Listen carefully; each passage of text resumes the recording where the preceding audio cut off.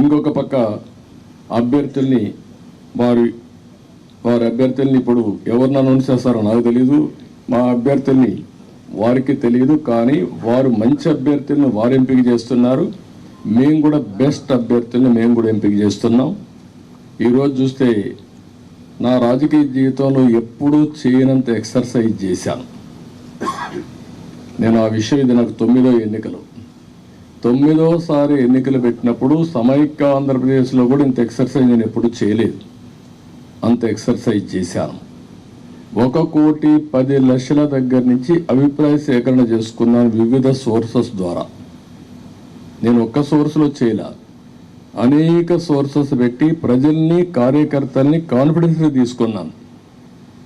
నేను ఒక మహత్తరమైన కార్యక్రమానికి శ్రీకారం చుట్టినప్పుడు నాకు సరైన సమాచారం కూడా ఉంటే సరైన నిర్ణయాలు తీసుకుంటాం. నాకు సరైన సమాచారం లేకపోతే సరైన నిర్ణయాలు తీసుకోలేమనే ఉద్దేశంతో సమాచారం తీసుకొని అన్ని కోణాల్లో విశ్లేషించిన తర్వాతనే ఈ 94 మంది అభ్యర్థుల్ని ఈరోజు వడబోసి ఫైనలైజ్ చేశాం. ఇందులో కూడా మీరు చూస్తే ప్రజల మధ్య ఉండే వ్యక్తులు కానీ, ప్రజలు కోరుకునేవారు, ప్రజల ఆమోదయోగ్యం ఉండేవాళ్ళు, సమర్థవంతంగా ఎన్నికల్ని ఎదుర్కొని అవతల వాళ్ళతో పోటీపడే అభ్యర్థుల్ని ఎంపిక చేయడం జరిగింది. ఈరోజు ఈ 2 ఎక్సర్సైజుల్లో 118 పూర్తయినాయి. 94 మేము చేశాం, వారు 24లో 5 అనౌన్స్ చేశారు. మిగిలిన అభ్యర్థులను వారు కూడా ఎంపిక చేస్తారు.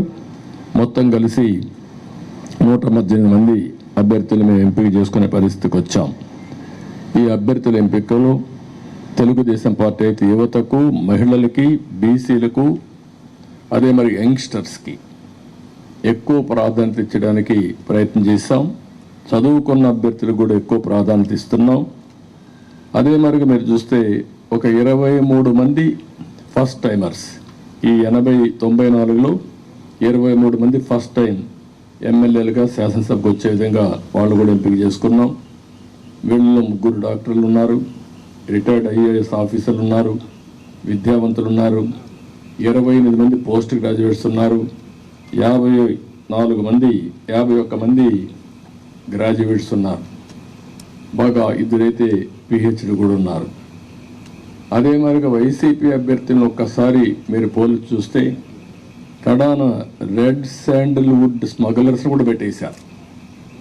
రౌడీల్ని, గూండాల్ని కాకుండా రెడ్ శాండిల్వుడ్ వ్యాపారం చేసేవాళ్ళు పెట్టారంటే ఆ డబ్బులు ఇంకా ఆ రెడ్ శాండిల్ వ్యాపారం చేసే వాళ్ళు ట్రాన్స్ఫర్లు కూడా చేశారు అక్కడి నుంచి. ఎందుకంటే బ్రహ్మాండమైన ప్రొడక్షన్ ఉంది అక్కడ, నాయకుల ప్రొడక్షన్ కూడా, నాట్ ఓన్లీ రెడ్ శాండిల్వుడ్ ప్రొడక్షనే కాదు.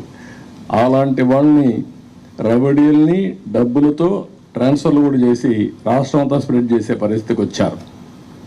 ఈ విషయం కూడా ప్రజలు కూడా గుర్తుపెట్టుకోవాల్సిన అవసరం ఉంది.